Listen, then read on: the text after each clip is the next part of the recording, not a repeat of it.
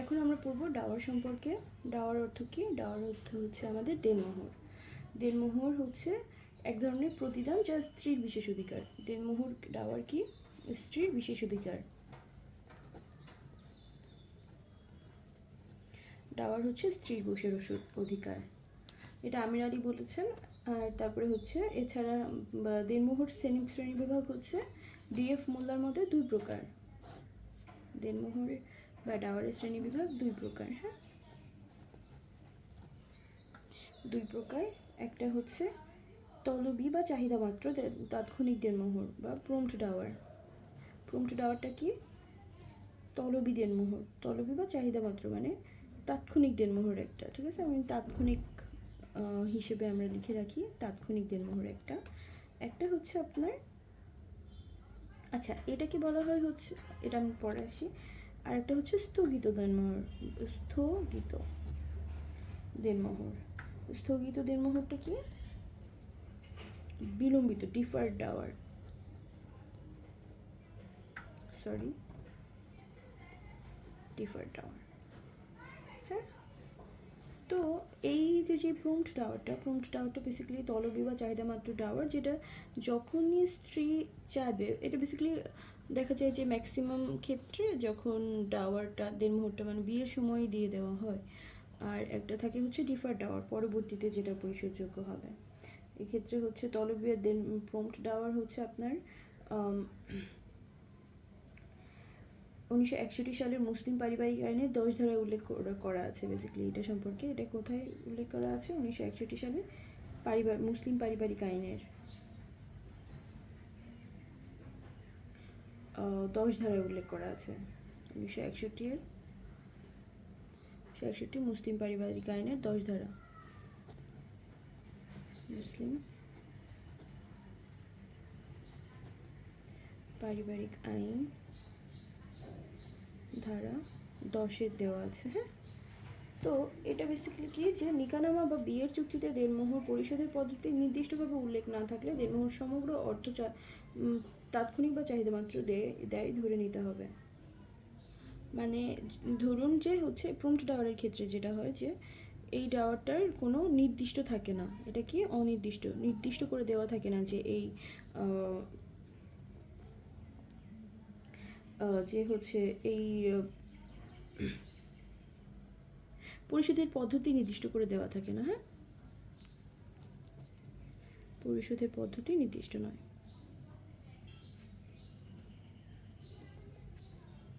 পরিশোধের পদ্ধতি নির্দিষ্ট নয়, তখন যেটা হয় যে ধরে নিতে হয় যে এটা যখন দেওয়া না থাকে কোনো দেনমোহরের বিয়ের চুক্তিতে যে কিভাবে দেনমোহরটা দেওয়া হবে, তখন যেটা হয় যে দেনমোহরটাকে ধরে নেওয়া হয় যে এটা যখনই চাওয়া হবে তখনই তাকে দিবে বা হচ্ছে তাৎক্ষণিক দিবে, এটা হচ্ছে ধরে নেওয়া হয়। তো প্রিজাম্পশন থাকে একটা যে যখন হচ্ছে চুক্তিতে দেওয়া না থাকে দেনমোহরটা আসলে কিভাবে পরিশোধযোগ্য, তখন এটাকে ধরে নিতে হবে যে এটা বেসিক্যালি কি প্রম্পট ডাওয়ার। এছাড়া আছে হচ্ছে আমাদের স্থগিত বা ডিফার্ড ডাওয়ার, যেটা হচ্ছে বিবাহ বিচ্ছেদ বা স্বামী স্ত্রীর মৃত্যুর ফলে যে দেনমোহর আদায়যোগ্য তাকে হচ্ছে বিলম্বিত বা ডিফার্ড ডাওয়ার বলা হয়। তো এই ডিফার্ড ডাওয়ারটা কি? স্বামীর মৃত্যুর ক্ষেত্রে আদায়যোগ্য।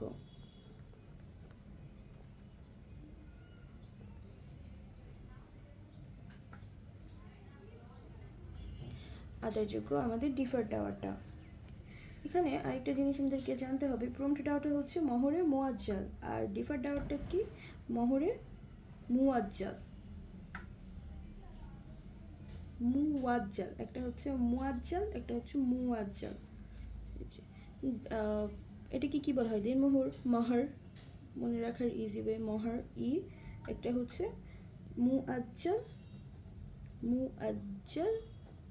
একটা হচ্ছে মাহার ই,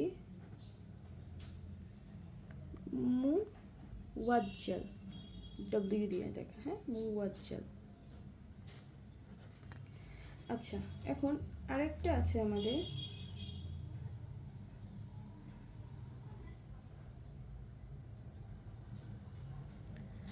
এটা এখন বেসিক্যালি আমাদের মেইন, এটা এই ডাওয়ারটা হচ্ছে আমাদের মাহরে নির্ধারিত, মানে এটা হচ্ছে আমাদের নির্ধারিত দেনমোহর।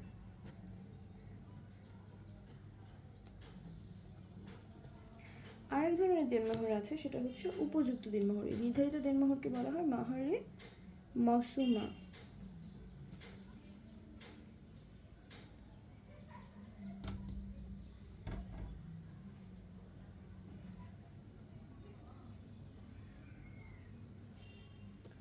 মাসুমা এছাড়া আরেক ধরনের দেনমোহর আছে, সেটা হচ্ছে উপযুক্ত দেনমোহর, মাহরে মিসেল।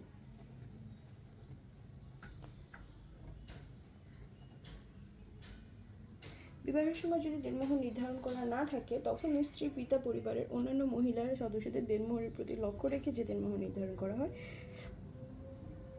সেটা হচ্ছে আমাদের মাহরে মিসেল। যে দেনমোহর তো এগুলো তো নির্ধারিত করে দেওয়া, এই যে ডাওয়ার যেটা, এটা নির্ধারিত করে দেওয়া, হ্যাঁ। আর মহরে মিসিল যেটা, এটা নির্ধারিত করে দেওয়া না। এটা হচ্ছে স্ত্রী পিতার পরিবারের অন্যান্য মহিলাদের সদস্যদের প্রতি লক্ষ্য রেখে যে দেনমোহর নির্ধারণ করা হয়, মানে নিজেরাই করতেছে না, হ্যাঁ। স্ত্রীর পিতার পরিবারের অন্য মহিলাদের সদস্যদের দেনমোহরের প্রতি লক্ষ্য রেখে যে দেনমোহর, অন্য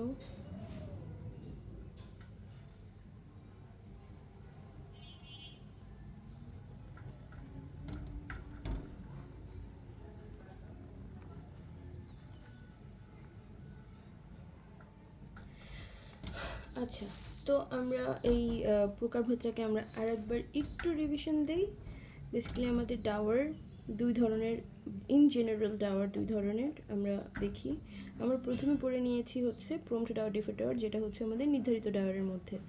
নির্ধারিত বেসিক্যালি আমাদের ইম্পর্টেন্ট হচ্ছে নির্ধারিত ডাওয়ারটা। এছাড়া হচ্ছে আমাদের আছে অনির্ধারিত।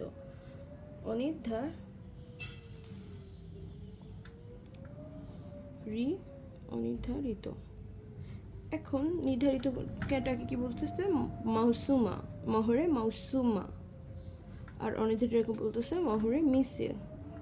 অনির্ধারিতটা হচ্ছে পিতার, অনির্ধারিতটা হচ্ছে স্ত্রী পিতার পরিবারের অন্যান্য মহিলাদের সদস্যদের দেনমোহরের প্রতি লক্ষ্য রেখে যে দেনমোহরটা নির্ধারণ করা হয়, সেটা আমাদের অনির্ধারিত। খুবই ইজি। এরপরে আসতেছে আমাদের প্রম্পট ডাওয়ার আর ডিফার্ড ডাওয়ার।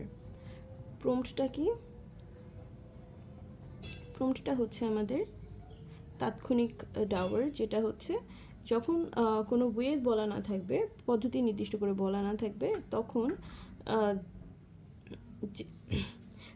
বেসিক্যালি ধরে নেওয়া হবে যে এই ডাওয়ারটা তাৎক্ষণিকভাবে পরিশোধযোগ্য। তো এইটা বেসিক্যালি বলা আছে 1963 সালে মুসলিম পারিবারিক আইনের 10 ধারা অনুযায়ী। আর এই প্রম্পট ডাওয়ারটাকে বলা হয় কি? মহরে মুআজ্জাল। আর ডিফার্ড ডাওয়ারটাকে বলা হয় হচ্ছে মহরে মুআজ্জাল। ঠিক আছে। আচ্ছা, এখন আমরা দেনমোহর পরিশোধ করার পদ্ধতি সম্পর্কে আমরা একটু জানি। দেনমোহর পরিশোধের পদ্ধতি।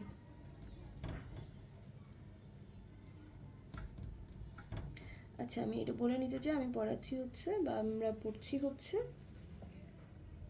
বিজেস প্রিলি মাস্টার থেকে। আমি পড়াচ্ছি থেকে আমরা পড়ছি বলা বেশি করি, কারণ আমি নিজেও বলি যে আমি লার্নিং ফেজে আছি, আমি নিজেও লার্নিং ফেজে। আচ্ছা, তো দেনমোহরের পরিমাণ পরিশোধ করার পদ্ধতি সম্পর্কে আমরা এখন জানবো। এখন এখানে দুইটা ইস্যুর কথা বলা আছে, যে বিবাহ যদি শারীরিক সম্পর্কের মাধ্যমে আংশিত হয় এবং মৃত্যুর কারণে বিচ্ছেদ ঘটে, সেই ক্ষেত্রে এক ধরনের পদ্ধতি আমরা এভাবেই লিখেছি। সেই ক্ষেত্রে এক ধরনের পদ্ধতি হচ্ছে বিবাহ যদি শারীরিক সম্পর্কের মধ্যে আংশিত হয়, মানে বিয়ে যদি কনজিউমেটেড হয়, এটাকে কি বলা হয়? কনজুমেটেড হয় যদি, হ্যাঁ, কনজুমেটেড হয় যদি, আর যদি কনজুমেটেড না হয়। একটা হচ্ছে বিবাহ যদি শারীরিক সম্পর্কের কারণে কনজুমেটেড না হয়।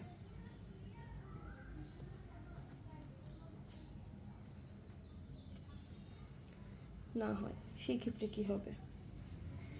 এখন এটার ভিতরে আমরা আবার দেখব যে দুইভাবে আমরা করতে পারি, যে একটা হচ্ছে নিয়মিতর ক্ষেত্রে কি হবে আর একটা হচ্ছে অনিয়মিতর ক্ষেত্রে কি হবে। এখন যদি বিয়ে কনজিউমেটেড হয়,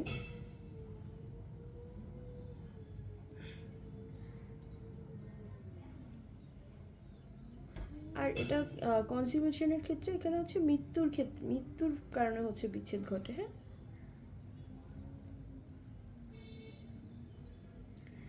তো যদি কনজিউমেটেড হয় সেক্ষেত্রে কি হবে, সেক্ষেত্রে হবে হচ্ছে নিয়মিত বিবাহের ক্ষেত্রে নির্ধারিত দেনমোহর পাবে, স্পেসিফাইড ডাওয়ার পাবে। নিয়মিতের ক্ষেত্রে, নিয়মিত যদি হয় সেক্ষেত্রে স্পেসিফাইড ডাওয়ারটা পাবে, আর যদি নিয়মিত না হয় সেই ক্ষেত্রে আনস্পেসিফাইডটা পাবে।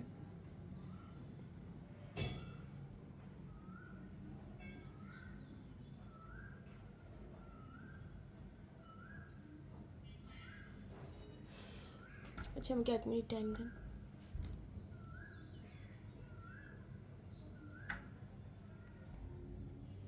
আচ্ছা, কোন পর্যন্ত ছিলাম আমরা? ওকে, তো দেনমোহর বেসিক্যালি দুইভাবে, দেনমোহরের পরিমাণ পরিশোধ করার পদ্ধতি বেসিক্যালি দুইভাবে আমরা দেখি। একটা হচ্ছে যদি কনজিউমেটেড হয় বা মৃত্যুর কারণে বিচ্ছেদ ঘটে সেটা, আর যদি কনজিউমেটেড না হয় সেটা। ঠিক আছে, এখন কনজিউমেটেড যদি হয় সেই ক্ষেত্রে কি নিয়মিত বিবাহের ক্ষেত্রে এক ধরনের হবে, আর অনিয়মিত বিবাহের ক্ষেত্রে আর এক ধরনের হবে। তো নিয়মিত বিবাহের ক্ষেত্রে যেটা হবে, আমি একটু এলোমেলো হয়ে গিয়েছিলাম, আমি আবার বলি। তো নিয়মিত বিবাহের ক্ষেত্রে যেটা হবে, নিয়মিত বিবাহের ক্ষেত্রে যদি তার নির্ধারিত দেনমোহর থাকে, দ্যাট মিনস স্পেসিফাইড দেনমোহর। আমরা একটু আগে পড়ে এসেছি যে ডাওয়ার দুই ধরনের হতে পারে, একটা স্পেসিফাইড অ্যান্ড আনস্পেসিফাইড। যদি স্পেসিফাইড দেনমোহর থাকে তাহলে সেটা পাবে, আর যদি আনস্পেসিফাইড থাকে বা উপযুক্ত থাকে সেটা পাবে। স্পেসিফাইড আনস্পেসিফাইড যেটাই হচ্ছে থাকবে না কেন সেটাই সে পাবে। কি করছে আল্লাহ জানে, গরম তো আর মাথা ঠিক নেই। আচ্ছা, এরপরে হচ্ছে অনিয়মিত বিবাহের ক্ষেত্রে কি হবে। আমরা একটু আগে দেখেছি কনজিউমেটেডের ক্ষেত্রে আমরা দুই ধরনের বিয়ের কথা জানবো, একটা নিয়মিত একটা অনিয়মিত। অনিয়মিত বিয়ের ক্ষেত্রে যেটা হবে, নির্ধারিত বা উপযুক্ত দেনমোহরের এই দুটির মধ্যে যেটি কম সেটি পাবে। তাহলে অনিয়মিতর ক্ষেত্রে কি হবে, নির্ধারিত বা উপযুক্ত, একটু আগে যেটা দেখলাম নির্ধারিত বা উপযুক্ত কি স্পেসিফাইড বা আনস্পেসিফাইড, এটার ভেতরে যেইটা কম সেইটা পাবে। আমি খুবই ইজি করে লিখি যে স্পেসিফাইড আনস্পেসিফাইড, এটার ভেতরে যেইটা কম সেটা পাবে।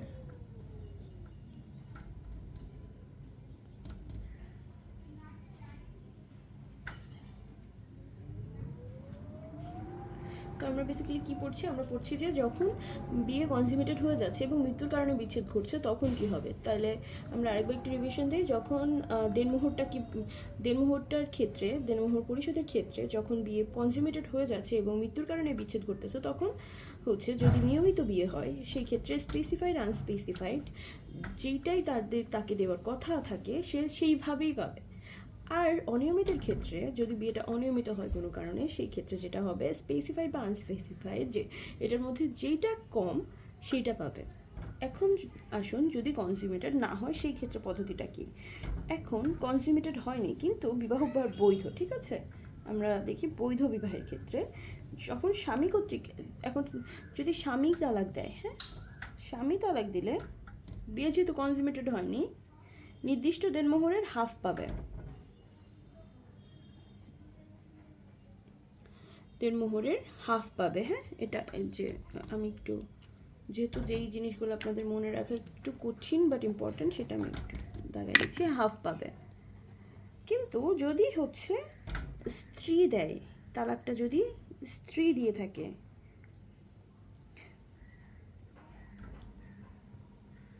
স্ত্রী দেয়, সেই ক্ষেত্রে কি হবে, সেই ক্ষেত্রে দেনমোহর পাবে না। তো এই তালাকটা বেসিক্যালি হচ্ছে পক্ষদ্বয়ের কার্য দ্বারা, এটা কিন্তু মৃত্যু দ্বারা হচ্ছে না, ঠিক আছে, এটা কার্য দ্বারা হচ্ছে এবং কনজিউমেটেড না, মানে কার্য দ্বারা কিন্তু তাদের মধ্যে কোনো রিলেশনও হয়নি।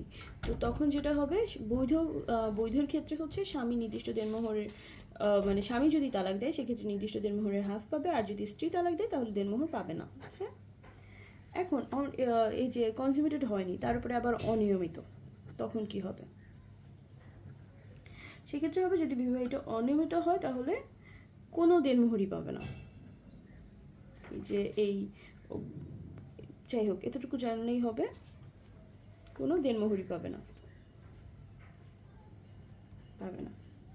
খুলা ও মুবারক তালাকের ক্ষেত্রে দেনমোহরের ক্ষেত্রে কি হবে? কোনো কিছু লেখা খুলা বা তালাকের মুবারক তালাকের ক্ষেত্রে দেনমোহর, খুলা দেখা যাচ্ছে তো না?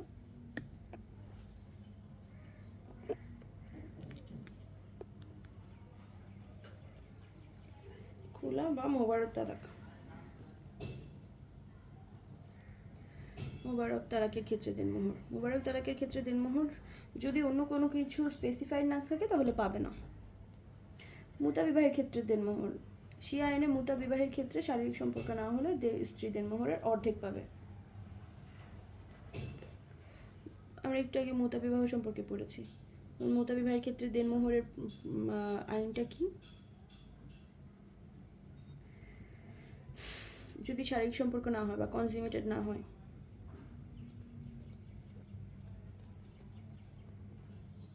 না হলে স্ত্রী দেনমোহরের অর্ধেক পাবে, দেনমোহরের অর্ধেক কিন্তু। হ্যাঁ, এখন আমরা একটু রিভিশনে চলে যাই যে মুতা বিবাহ আমরা কি পড়েছিলাম, এটার দেনমোহর নির্দিষ্ট, এটার হচ্ছে বিয়ের টাইমটা নির্দিষ্ট।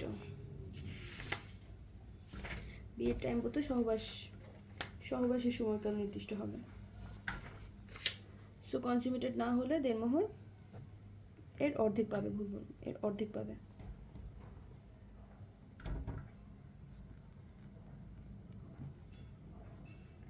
আচ্ছা, দেনমোহরের জন্য মোকদ্দমা। পারিবারিক আদালত আইন 2023 এর ধারা 5 অনুযায়ী পারিবারিক আদালতে দেনমোহরের জন্য মোকদ্দমা দায়ের করতে হবে। তো আচ্ছা, এটা আমরা একটু পরে পড়তেছি। দেনমোহরের পরিমাণ নির্ধারণ, পরিমাণে আসি। হ্যাঁ, পরিমাণ হানাফি মতে সর্বোচ্চ, আচ্ছা দুইটা মতবাদ আছে এটা নিয়ে, একটা হানাফি একটা মালিকি। হানাফি মতবাদ অনুযায়ী সর্বনিম্ন 10 দিরহাম, আর মালিকি মতবাদ অনুযায়ী সর্বনিম্ন 3 দিরহাম। দেনমোহরের পরিমাণ বাড়াতে পারবে কে? দেনমোহরের পরিমাণ বাড়াতে পারবে স্বামী, পরিমাণ বাড়াতে পারে স্বামী, আর পরিমাণ কমাতে পারে স্ত্রী। পরিমাণ বাড়ানোর ক্ষমতা তো স্বামীর আছে, তাই না? আর পরিমাণ বাড়ানো স্বামী, কমানো স্ত্রী।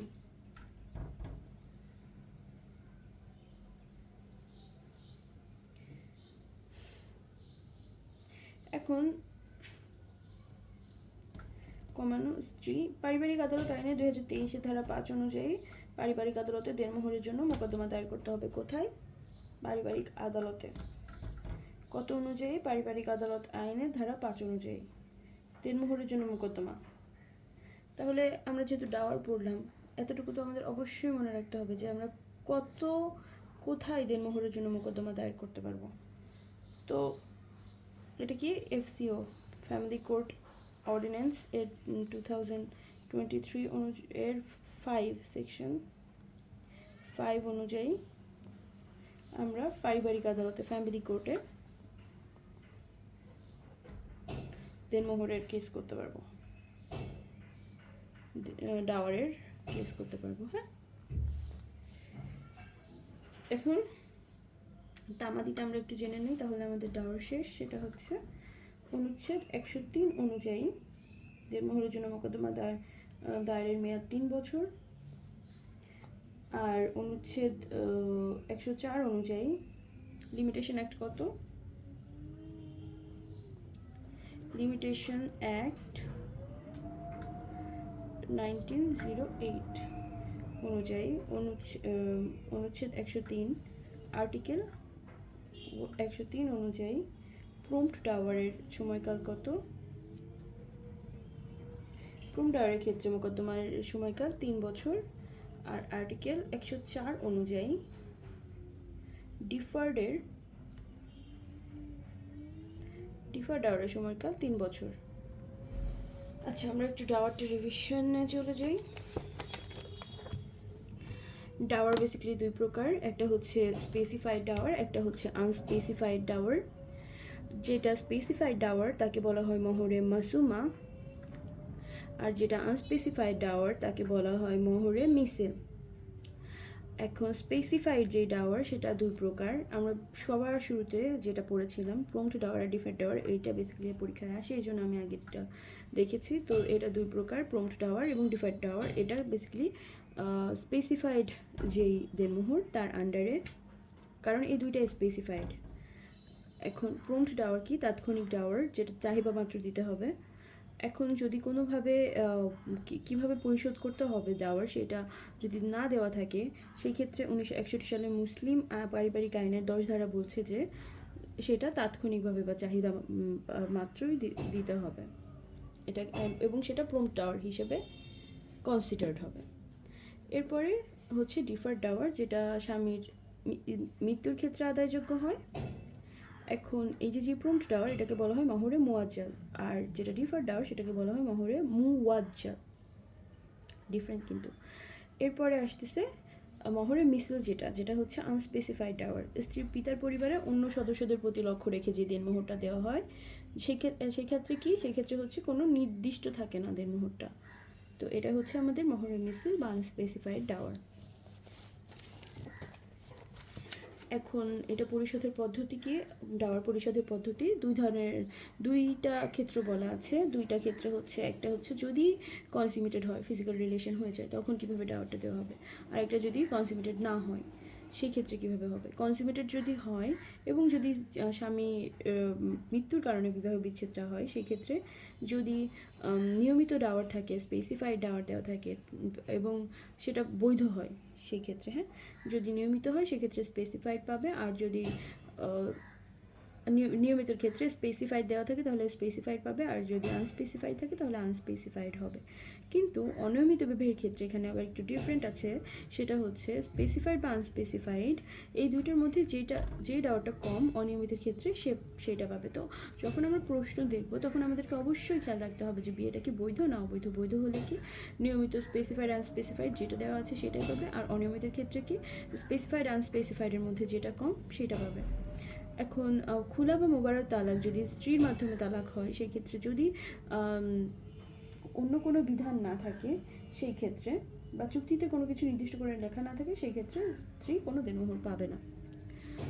আচ্ছা, আর হচ্ছে যদি কনসিউমেটেড না হয়, মানে ফিজিক্যাল রিলেশন দ্বারা সেটা যদি কনসিউমেটেড না হয়, সেক্ষেত্রে বৈধ যে বিবাহ সেটার ক্ষেত্রে স্বামীর মাধ্যমে যদি তালাক হয় তাহলে স্ত্রী নির্দিষ্ট দেনমোহরের হাফ পাবে, যেহেতু সেটা কনসিউমেটেড হয়নি। আর যদি স্ত্রীর ক্ষেত্রে হয় সেক্ষেত্রে দেনমোহর পাবে না। অনিয়মিতের ক্ষেত্রে কোনো দেনমোহর পাবে না। তো আমরা দেখতেছি, যদি আমি প্রশ্ন করি কিছু, যে আচ্ছা একটা বিয়ে যেটা কনসিউমেটেড হয়নি এবং অনিয়মিত, সেক্ষেত্রে দেনমোহরের বিধান কি? দেনমোহর পাবে না। আচ্ছা, একটা বিয়ে কনসিউমেটেড হয়নি, স্ত্রীর মাধ্যমে তালাকপ্রাপ্ত, সেক্ষেত্রে কী হবে? সেক্ষেত্রে দেনমোহর পাবে না। আচ্ছা, একটা বিয়ে কনসিউমেটেড হয়নি কিন্তু বৈধ, সেক্ষেত্রে কি দেনমোহর পাবে? স্বামী নির্দিষ্ট দেনমোহরের হাফ পাবে। একটা বিয়ে কনসিউমেটেড হয়েছে কিন্তু তার স্বামী মারা গিয়েছে এবং সেটা অনিয়মিত, সেক্ষেত্রে কী হবে? স্পেসিফাইড বা আনস্পেসিফাইডের মধ্যে যেটা কম সেটা পাবে। এরপরে হচ্ছে মুতা বিবাহের ক্ষেত্রে কি? মুতা বিবাহের ক্ষেত্রে যদি কনসিউমেটেড না হয় সেক্ষেত্রে দেনমোহরের অর্ধেক পাবে। এখানে কিন্তু আপনার মনে হতে পারে যে এটা পাবে না, কিন্তু এটা কিন্তু পাবে, অর্ধেক পাবে। হ্যাঁ, এখন একটা পরিমাণ দেওয়া আছে। হানাফির ক্ষেত্রে 10 দিরহাম সর্বনিম্ন, মালিকের ক্ষেত্রে 3 দিরহাম সর্বনিম্ন। পরিমাণ বাড়াতে পারে স্বামী, কমাতে পারে স্ত্রী। লিমিটেশন অ্যাক্ট 1908-এর আর্টিকেল 103 অনুযায়ী প্রম্পট ডাওয়ার 3 বছর, আর আর্টিকেল 104 অনুযায়ী ডিফার্ড ডাওয়ার 3 বছর তামাদি, মানে হচ্ছে এই 3 বছরের মধ্যে তাকে অবশ্যই এই ডাওয়ারের জন্য মামলা করতে হবে। এবং ফ্যামিলি কোড 2023 অনুযায়ী 23-এর সেকশন 5 অনুযায়ী ফ্যামিলি কোর্টে আপনি ডাওয়ারের কেসটা করতে পারবেন। তো এই ছিল ডাওয়ার সম্পর্কিত। Thank you so much.